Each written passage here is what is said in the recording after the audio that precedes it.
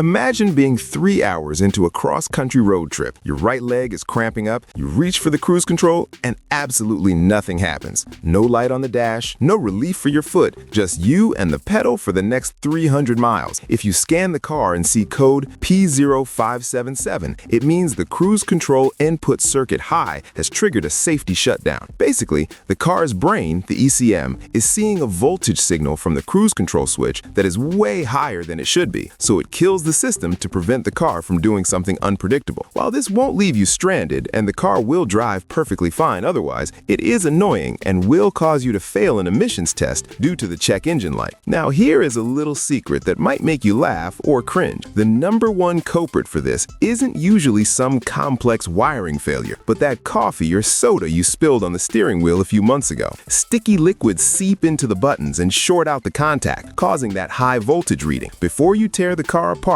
check those buttons. If they feel crunchy or sticky, you likely found your problem. If they are clean, you will need to dig a bit deeper into the wiring, checking for damaged connectors or a bad clock spring in the steering column, and use a multimeter to compare the switch's values against what the manual says. It is usually a simple fix, but until you clear that code, you are stuck driving the old-fashioned way.